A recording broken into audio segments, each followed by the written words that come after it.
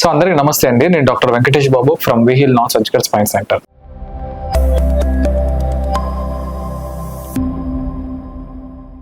So ఈ రోజు వీడియోలో చాలా మందికి కొన్ని అపోహలు ఉన్నాయి నడుము నొప్పికి సంబంధించి అండ్ ఇంకొన్ని ప్రాబ్లమ్స్ సంబంధించి. సో వాటన్నిటిని మన సోషల్ మీడియా ద్వారా మన ఎవరైతే క్వశ్చన్స్ అడిగారో అవన్నీ ఒకటి ఎక్స్ప్లెయిన్ చేస్తూ ఈ రోజు చెప్తాను. సో ఫస్ట్ క్వశ్చన్ వచ్చేసి నడుము నొప్పికి కంప్లీట్ గా బెడ్ రెస్ట్ తీసుకుంటే అది ఆటోమేటిక్ గా క్యూర్ అయిపోతుందా అనేది ఒక క్వశ్చన్ అడిగారు. సో దాని గురించి ఈ వీడియోలో చెప్తాను. సో ఏంటంటేనండి, నడుము నొప్పి అనేది ఒక పెద్ద ప్రాబ్లం. సో అది కంప్లీట్ గా బెడ్ రెస్ట్ మీదే ఉండి తగ్గిపోతుందా అనేది అది చాలా అవాస్తవం అండి. ఎందుకంటే మీరు పడుకుంటారు, దాన్ని ఇమ్మొబిలైజ్ చేస్తారు, అంటే కదలకుండా ఉంచుతారు అంతే. కానీ దాని వల్ల కండరాలు కూడా వీక్ అయిపోతాయి. దాని పని లేకపోతే పూర్తిగా దాని వర్క్ జరగదు కాబట్టి కండరాలు కూడా వీక్ అయిపోవడం వల్ల ఆ ప్రాబ్లం అనేది కొంచెం ఆ రోజు వరకు టెంపరీగా ఉండదు. కానీ మీరు మళ్ళీ ఎప్పుడైతే పని చేయడానికి లెగుస్తారో ఆటోమేటిక్ మళ్ళీ పెయిన్ అనేది వచ్చేస్తుంది. సో ఖచ్చితంగా బెడ్ రెస్ట్ ఒకటే దీనికైతే సొల్యూషన్ కాదు. సో ఇది ఫస్ట్ క్వశ్చన్ అండి. సో సెకండ్ క్వశ్చన్ వచ్చేసి ఇంకొంతమంది అడుగుతున్నారంటే ఓన్లీ నడుము నొప్పి అనేది ఓల్డ్ ఏజ్ లోనే వస్తుందా, మా వేరే ఏజ్ గ్రూప్ లో రాదా అని అడుగుతున్నారు. ఓల్డ్ ఏజ్ లోనే వస్తుందంటే ఇది ఖచ్చితంగా అవాస్తవం అండి. ఎందుకంటే ఇప్పుడు ఈ మధ్య కాలంలో ప్రతి ఒక్కరికి చిన్న లేదు పెద్ద లేదు ప్రతి ఒక్కరికి నడుము నొప్పి అనేది వస్తుంది. సో ఒకప్పుడు అంటే నడుము నొప్పి పెద్ద వయసు వాళ్ళకి వచ్చేది. ఎందుకు అంటే అది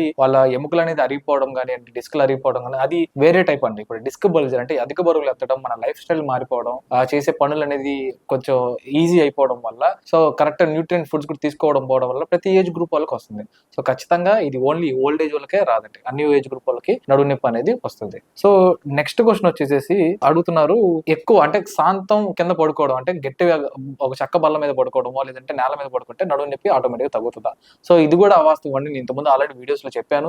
సో మ్యాట్రస్ అనేది అంటే మనం పడుకునే ప్లేస్ ఏదైతే ఉందో అది మరి గుంట బలాగా పడకూడదు, అంటే మెత్తగా ఉండకూడదు, అలానే గట్టిగా ఉండకూడదు. సో మీడియం ఫోమ్ అనేది ఖచ్చితంగా యూజ్ చేస్తేనే స్పైన్ కి, మజిల్స్ కి అండ్ ఆల్సో ఓవరాల్ బాడీకి సపోర్ట్ ఉంటుంది. సో ఖచ్చితంగా హార్డ్ మ్యాట్రస్ అనేది యూజ్ చేయకూడదు.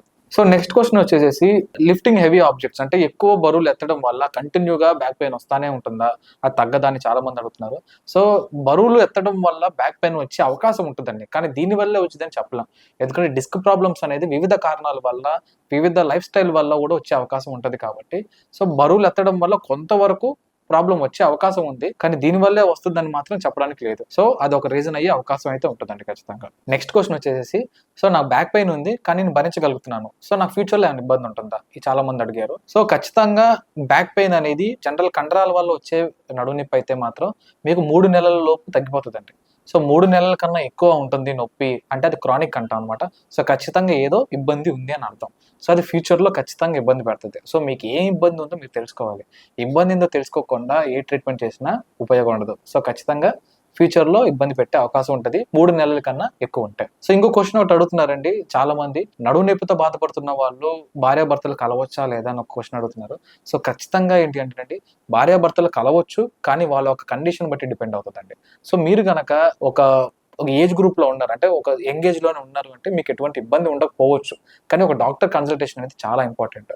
సో మీ ఏజ్ ని డిపెండ్ అవుతుంది, మీ బాడీ వెయిట్ ని బట్టి డిపెండ్ అవుతుంది, మీ పోస్చర్ ఎలా ఉందో దాన్ని బట్టి ఈ యొక్క యాక్టివిటీ చేయాలా లేదనేది డిపెండ్ అవుతుంది. సో సెక్షువల్ గా పార్టిసిపేట్ చేసేటప్పుడు కొన్ని జాగ్రత్తలు తీసుకుంటూ కొన్ని పొజిషన్స్, పిల్లోస్ ప్లేస్మెంట్స్ కానీ అలాంటివి తీసుకుంటే ఎటువంటి ఇబ్బంది ఉండదు. సో ఇన్ కేస్ కనుక మీకు ఏదైనా ప్రాబ్లం అనేది అగ్రివేటింగ్ ఉంది అంటే ఆ ఇబ్బంది అనేది పెరుగుతున్నట్టు ఉంటే మాత్రం ఖచ్చితంగా ఆపేయడం బెటర్. సో దానికన్నా మీ దగ్గరలో ఉన్న డాక్టర్ని కన్సల్ట్ అయ్యి ఒక ఒపీనియన్ తీసుకుంటే దీనికి మంచి సొల్యూషన్ దొరికే అవకాశం ఉంటుంది. సో ఈ రోజు ఈ వీడియోలో కొన్ని డౌట్స్ అనేది నేను ఎక్స్ప్లెయిన్ చేశాను. మీకు కనుక ఏదైనా డౌట్స్ కానీ ఏదైనా సలహాలు సూచనలు కావాలి అంటే కామెంట్ సెక్షన్ లో పెట్టండి. నెక్స్ట్ వీడియోలో దాని గురించి కూడా ఎక్స్ప్లెయిన్ చేస్తాను. Thank you so much.